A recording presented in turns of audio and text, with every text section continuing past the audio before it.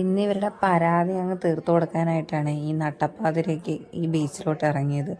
Vacation ആകുമ്പോഴത്തേക്കും, പ്രത്യേകിച്ച് Christmas vacation ആകുമ്പോഴത്തേക്കും കേക്കിൻ്റെ ഓർഡറൊക്കെ ഉള്ളതുകൊണ്ട് തന്നെ ഇവരെ വെക്കേഷൻ എങ്ങും കൊണ്ടുപോകാൻ പറ്റാറില്ല. കാര്യം അത്യാവശ്യം നല്ല ഓർഡർ ഉണ്ടാവാറുണ്ട്. അപ്പം ഇവരുടെ സ്കൂള് വെക്കേഷൻ എന്ന് വെച്ചാൽ ക്രിസ്മസ് ഒക്കെ കഴിയുമ്പോഴത്തേക്കും നമുക്ക് സ്വാഭാവികമായിട്ടും ക്ലാസ്സൊക്കെ തുടങ്ങുമല്ലോ. അപ്പോൾ പിന്നെ ഇവരെ എങ്ങും കൊണ്ടുപോകാൻ പറ്റത്തില്ല.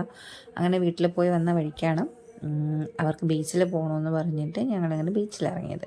അപ്പോഴുണ്ട് എല്ലാ പ്രാവശ്യം വന്നിട്ട് കുതിരയിൽ കയറ്റാമെന്ന് പറഞ്ഞ് പറ്റിക്കും, ഇത്തവണ കയറ്റിയേ പറ്റുമെന്ന് പറഞ്ഞ് അവസാനം കുതിരയിൽ കയറ്റി.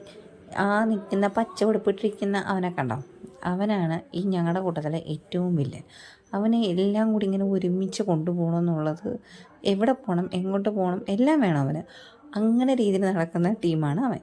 അപ്പോൾ അവന് അങ്ങ് ക്യൂരിയോസിറ്റിയൊക്കെ കയറിയിട്ട് അവിടെ ഈ പിള്ളേർക്ക് വേണ്ടിയിട്ടുള്ള കുറേ ഗെയിം സെക്ഷൻ ഉണ്ടായിരുന്നു. അവനപ്പം തന്നെ ഗോസ്റ്റിനെ കാണാൻ പോകണം. അങ്ങനെ വാപ്പായും മോനും കൂടി വാപ്പച്ചിയും മോനും കൂടി അങ്ങ് ഗോസ്റ്റിനെ കാണാൻ പോയി.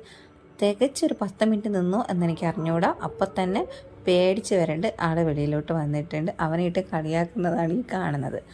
അടുത്ത് നമ്മുടെ ഐശുവിൻ്റെ ഇഷ്ടത്തിനാണ്.